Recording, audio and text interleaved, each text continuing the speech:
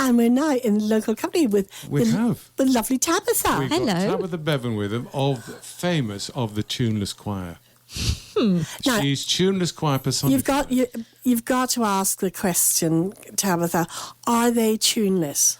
Well, it's amazing. Whenever we go out and perform and we get the comment, oh, they're not that tuneless. It's actually not that helpful for us, because we really want people to know that if they cannot hold a tune or they have zero vocal talent, they can definitely join us. Right. So I would say that we follow the tune.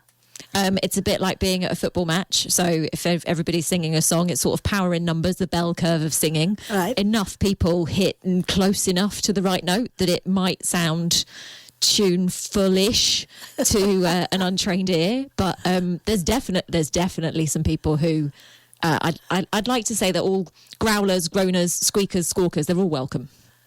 Hey, I know you do a lot of charity stuff, like for Mind, don't you? Why Mind? I think it's very clear how good the benefits of singing are for everybody from a mind, body and soul perspective. I think my personal sort of background and history, I've experienced a number of sort of burnouts in my time. I'm no sort of stranger to a whole range of sort of mental wealth and mental health sort of challenges. So that's something I'm personally experienced with. And then seeing how wonderful what we do at Tuneless can be for people's mental health, it felt like the right charity for us to support. And we're one of many Tuneless choirs, and so all across the country we support Mind.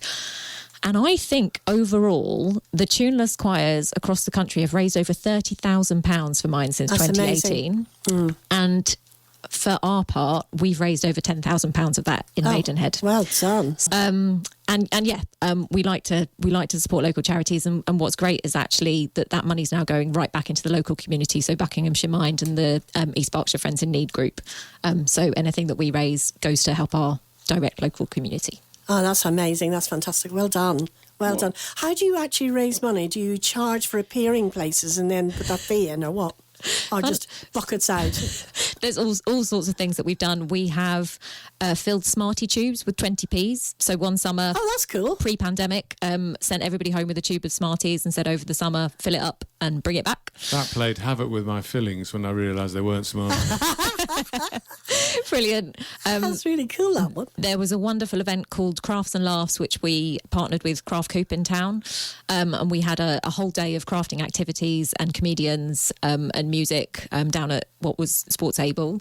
I think we raised about £3,000 from that. Buckets out when we do performances. If people want to have us along to sing, then we do say it would be great if you could put a donation in the pot. We've had raffles, we've had quizzes, and tonight is our 6th birthday party. 6 years. Can you imagine all that? I remember you starting. That is fantastic. Yeah. And what I've said is if people would like to add a £6 donation to Mind, I'm pleased to say we've already raised over £200 for this evening. So that's our latest fundraising effort. It sounds like dedication and devotion. But La Bevan here, she is in fact an absolute star. I mean, I've been in the old showbiz for years, and I think it's amazing. She does it. She does it well. So, it's lovely to have Geoff as a cheerleader. How did you get into Tuneless? I'm going to turn his fader off again. I want to know, how did you get into Tuneless? It's a good question, one I haven't thought about recently. I actually have a past life, I like to call it, in corporate HR. So started my career at John Lewis in retail management, and then went through sort of investment banking, and then ended up working at PepsiCo. And as I alluded to, I've experienced burnout and decided that it was time to do something different.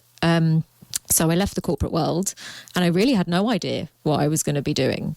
So I spent some time being curious about what filled my heart up and what I was interested in, and singing was one of them. So just by sort of turning my attention towards things that fill me with joy, I still can't remember where I saw Tuneless Choir sort of advertised, but the first ever one actually only started 6 months before we launched, which was in West Bridgford in Nottingham. So I saw it and I got in contact with them, said I think I could probably do this, had a chat with Nadine and Bernie. And Nadine is? Nadine is the founder. So she is somebody who is self-confessed tuneless. She loved performing as a child, but had one of those experiences where the music teacher basically said to her, would you please stop singing? You're spoiling it for everyone else. Oh, horrible person. How charming is that? I know. I've heard that little tale teachers. before, and it's just... Yes. Oh, well, I am more than happy that she grew out of it, grew through it, and established herself. I know, but it rocks you for life. Comments like that. It's really scarring. Especially from, people of authority like that. Yeah. So she approached Bernie, who is our musical director for Tuneless Choirs. And I think the conversation initially was Bernie saying, but everybody can sing. And the challenge being, that's not the point. We just want people to enjoy singing regardless of how they sound, embracing whatever noises come out of their mouth with no pressure at all to learn or to get better. And that's sort of a big difference with Tuneless Choir versus a lot of the other choirs that are out there. But you've done performances in Windsor Castle. I know. How cool was that? It was really cool. And it's always astounded us that people actually want to hear us perform. But I think it's the exuberance and the energy that comes with people just letting go and going, yeah, we're having a great time regardless of how we sound. Where did you do it in? Where were you in Windsor Castle? We were in St George's Hall. No. Yes. In front of the big Christmas tree. I know. Oh, that's so beautiful. I've seen the pictures of that. Oh, really it was amazing. Lovely. Yeah. And we sung on the South Bank, would you believe? Oh. They did. It's part of the choirs festival. Oh, that's... Well, not everybody gets in there, let's just say. No, and then so why did you? It's... Well, why not? Who did you have to sleep with? Did you get that happen? Well, now you mention it. We just sent Geoff in. Yeah, it's one of those things. You wouldn't have got over the door then. I see opportunities and I go, that looks fun. So we grab them. Oh. Same as the long walk on Saturday. So we were part of the Jubilee celebrations. Yeah, how was that on the long walk? It was wonderful and great to see the choir back out in force. So I think we had about 50. And when the Tuneless Choir are asked to dress up, I mean, Christmas is a sight to behold. The amount of headgear and fairy lights and baubles that people drape themselves in. So when we gave them the red, white and blue challenge, my goodness, they looked adorable in Union Jacks and bunting and flags and hats. And oh, fantastic. I love it. Great. Yeah. I've just been looking at Tuneless Choirs. I'm looking at High Wycombe, Sherwood, Chippenham.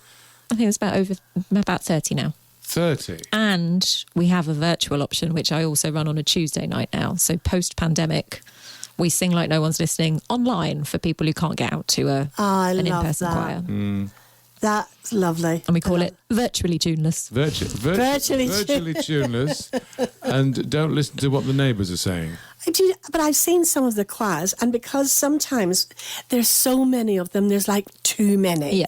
And then it's trying to get so many people to sing one note at exactly the same moment is a skill. It's a miracle. That too is what it is. And whenever you watch, what do you call him, Gareth? With the choirs thing, what he has achieved with that simple little idea.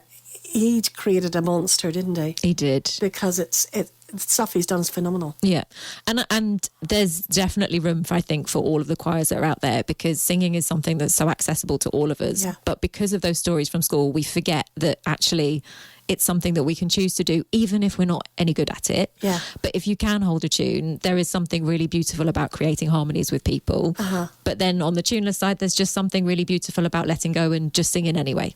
Oh, there is. I'm so loving her. She's great. I know. What sort of songs do you sing?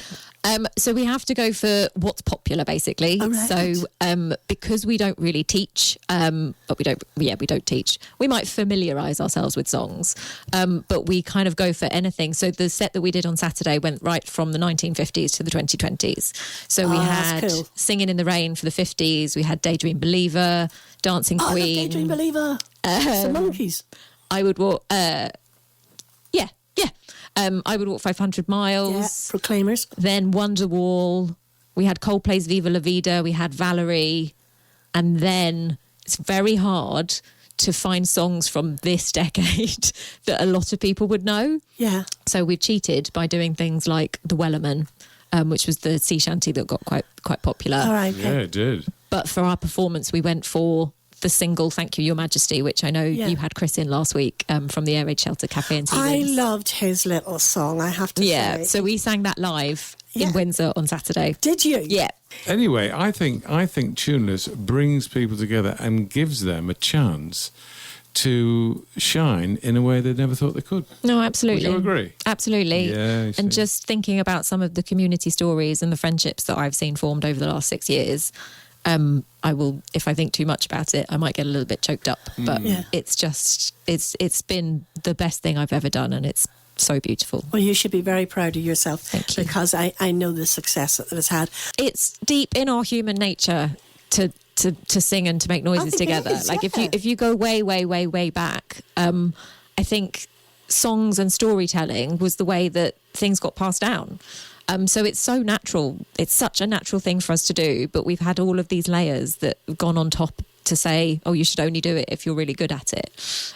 We need to know how to get hold of you, because there's a lot of people out there who really say, I would love to sing, but I don't hold a note. Absolutely. And actually, normally, I would say 9 out of 10 people put their hand up if I said, can you not sing? Like, a lot of people would put their hands up. So we sing Like No One Is Listening pretty much every Wednesday evening at the United Reformed Church in Maidenhead from 8 till 9:15. So yeah, Wednesday nights is basically the best party you could possibly have in Maidenhead.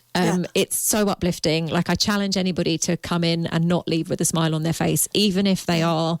if they're determined to not have a good time, I think we can even sway those people.